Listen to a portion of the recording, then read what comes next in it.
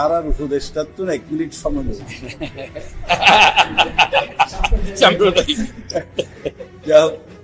ধন্যবাদ আমাদের এই জাতীয় মন্দিরে, ঐতিহাসিক মন্দিরে আসার জন্য আমাদের প্রধান উপদেষ্টা এবং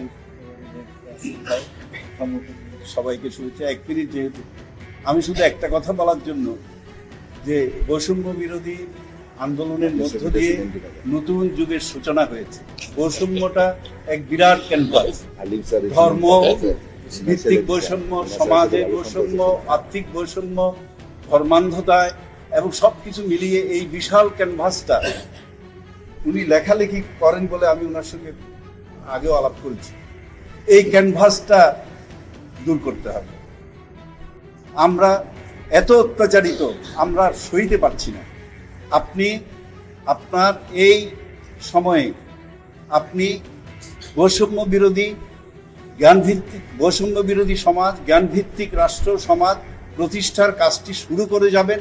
পরবর্তীকালে আমাদের রাজনীতিকরা যারা দায়িত্ব নেবেন তারা যেন এই পথ থেকে বিচ্যুত হতে না পারে, এমন কাজটি আপনি করে যাবেন।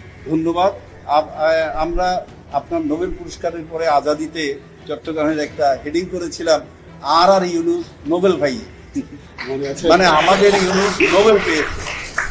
এখন আমরা হেডিং করতে চাই, আর ইউনুস সমাজ এবং রাষ্ট্র বৈষম্যহীন সমাজ রাষ্ট্র প্রতিষ্ঠার কাজ শুরু করি। ধন্যবাদ।